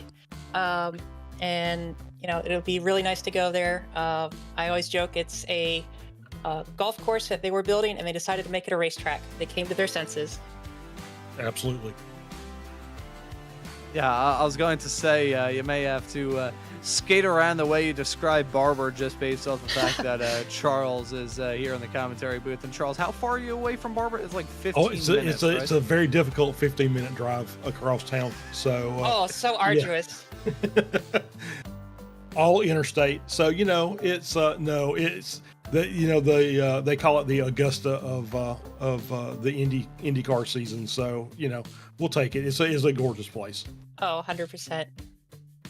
I gotta say, Barber, it's a track that I may end up having to visit at some point, which is saying something, because I'm a little bit of an arachnophobe, and that big freaky giant metal spider thing on the inside will probably scare the holy bejesus out of me. But Michelle Squarick, thank you very much on giving your insight about this race here at Road Atlanta, and your thoughts heading into the next race at Barber in a couple of weeks' time. But before we let you go and celebrate this win, is there anyone you want to give a thanks to or shout out?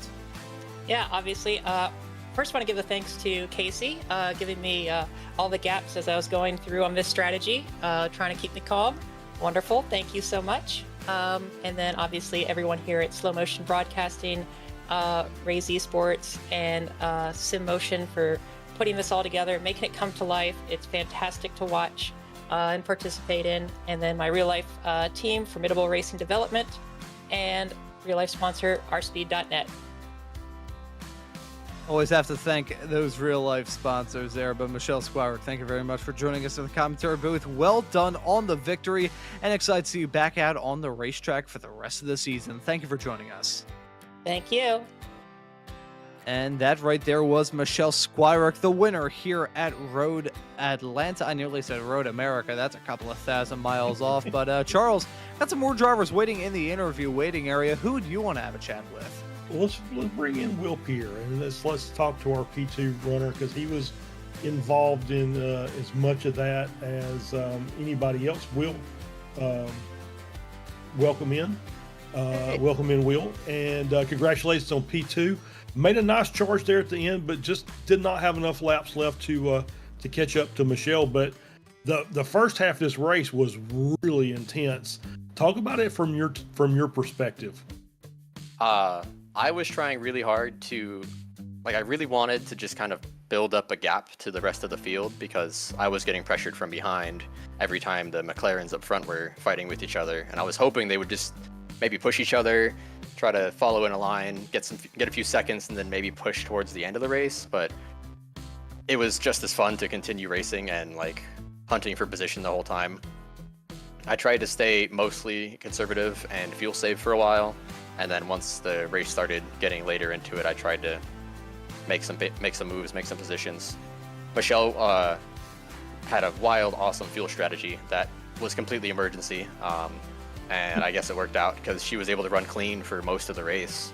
I was trying really, really hard to catch her. I think one more lap and it would have been a really close finish. Yeah, I kind of thought that she might have, her pit stop time was a couple seconds shorter than most everybody else. So I was kind of wondering if maybe she cut it a little bit closer than she would have liked. We never really got that answer. So, but I will say the Porsches obviously had some really good fuel economy, because you guys were pitting right at the hour mark. After the at the start of the race, there were three of you, I believe, along with Kyle Robertson in the Mercedes, that just took it to an hour before you came into the pits. Yeah, I think I honestly could have had a better shot against Michelle if I trusted my fuel a little more and took a little less. I think I ended up with half a gallon or a gallon too much, and that was about the gap that I was down behind her. Absolutely. So congratulations. So next round for this group is at Barber Motorsports Park. So what are your thoughts about that? I've never driven Barber. I don't know the track. I'll just learn it as I go, and hopefully I do well. Good luck with that. I'll be putting in some practice for sure. Yeah. It's a pretty technical track. It's we'll talk more about it obviously for the broadcast, but it's a pretty technical little circuit, and the Indy drivers say it's the hardest thing they have to do for the entire season. So it's going to be a very interesting race. But hey, good luck and congratulations, and we'll let you give any thanks or shout outs that you want to get, and we'll let you go. I'm just glad that we had a really good race and there was minimal incidents. It was a lot of really, really hard racing, and I'm just glad that everyone was able to keep it together for pretty much the entire race, minus the one incident with Michelle.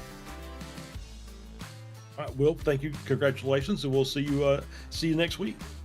All right, bye. All right. And that right there was Will Pierre, your P2 finisher here at Road Atlanta. And we're going to round off the interviews with the final podium finisher, Kyle Robertson, taking the final podium spot in a dramatic series of events on that last lap. Kyle, welcome into the commentary booth and talk us through the race that we just saw here at Road Atlanta. That was an insane race to go from 4th to 26th to 3rd in the last corner. That was awesome. I was locked in, just doing the best I could to click off laps and just make up as many positions as possible. But I honestly thought at first the highest I was going to be able to get was 10th, but obviously I'm happy with the podium.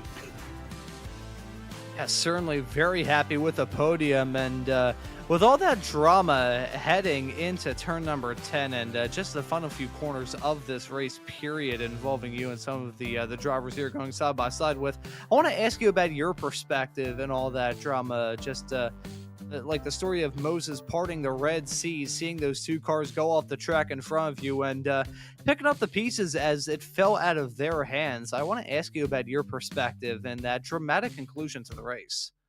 Yeah, when I was chasing down Ian and Nolan, I noticed that Nolan was going for my fake earlier. I think it was going into turn 6. So kind of just testing out there because I know he was trying to, pass Ian. So going into 10A, I figured I'm getting a run on these guys. Let me try and throw the dummy fake and get back in line and see if he bites.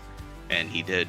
And you saw he, I think, went spinning in, I think it was 10B. And I figured since he was going to overshoot it, let me slow down, get in the second gear, and try and cut it tightly to undercut them.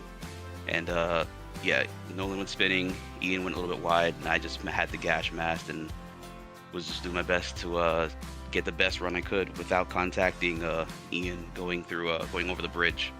And after I saw I got the run on him, I was just making sure I didn't hit the curb or spin or anything just to get the finish line. I mean, hey, the strategy that you employed heading into this race seemed to work out well for you, grabbing the podium here at Road Atlanta. And one more question before we wrap up this interview. Barber, in about a month's time, is going to be the host of the next round of this championship. So what are your thoughts heading into that one?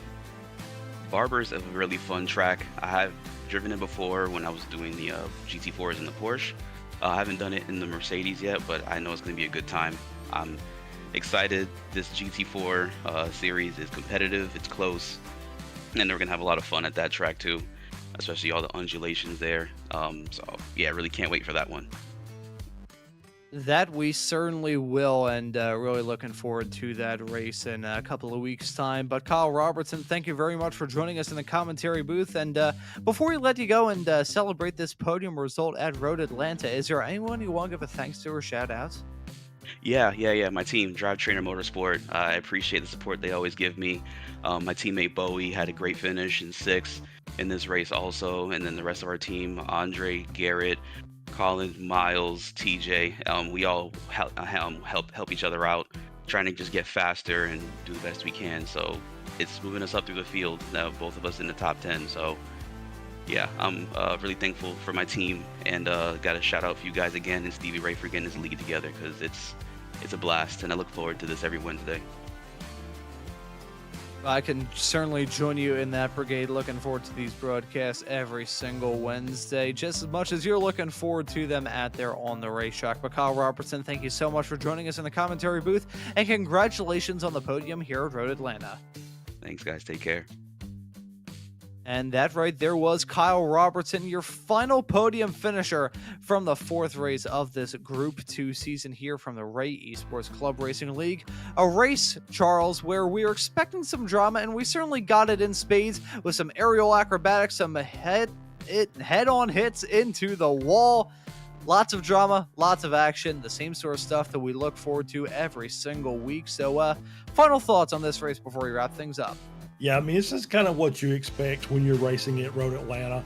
GT4 cars, that great racing. I mean, the up front battle for the first half of the race, from anywhere from 4 to 7 cars, swapping positions back and forth seemingly every lap.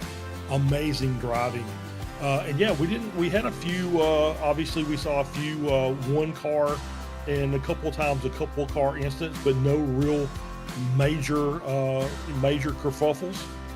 We didn't have 7 cars in a wide coming through turn 1, so that was always a good thing. So yeah, great battle, and looking forward to the next round. These drivers are really good behind the wheel of these GT4s, and that was a really exciting race.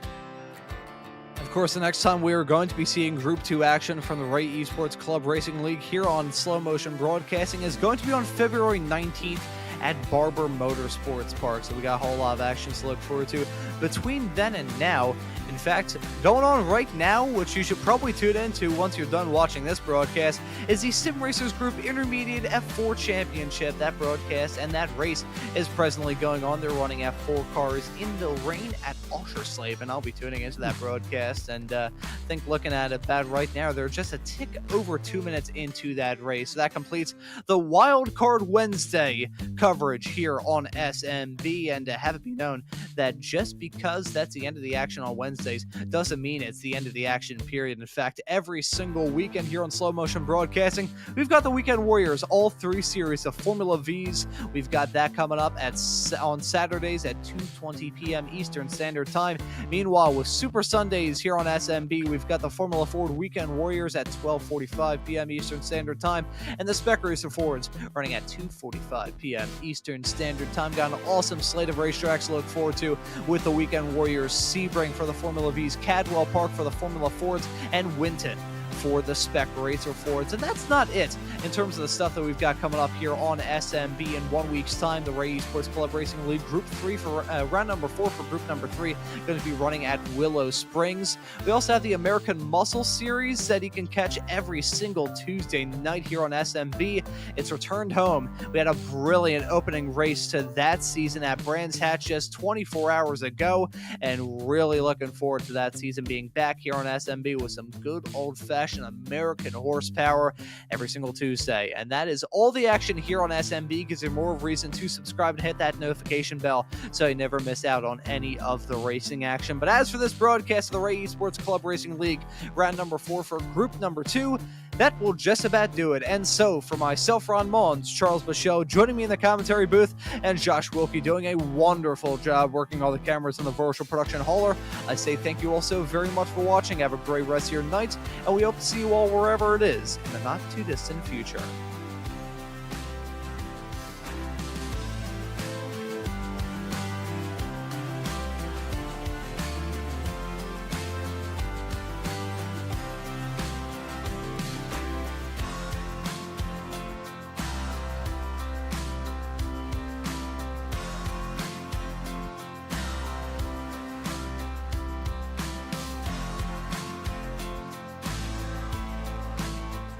Through dip 50, slowing crest 40, 1 left.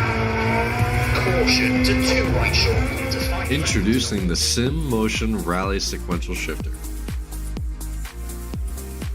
Our shifter is specifically designed for sim racing enthusiasts who want to enhance their experience in the rally world using a push-pull system.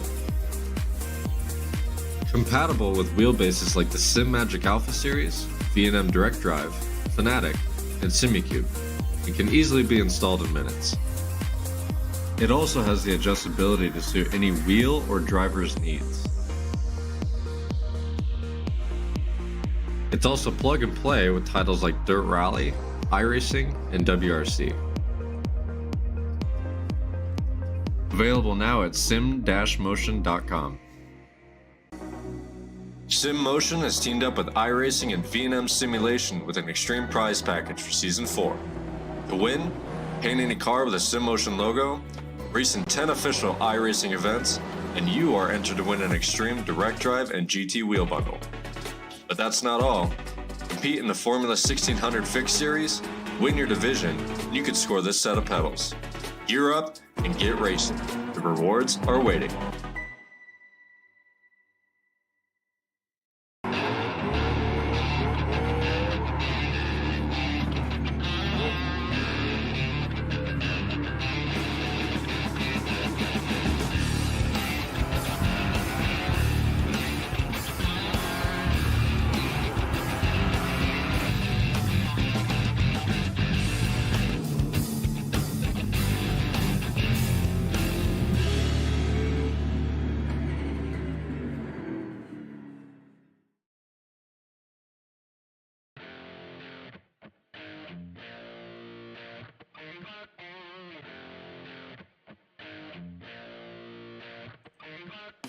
With years of experience and a passion for customer service, SimMotion is a trusted name for SimMagic products.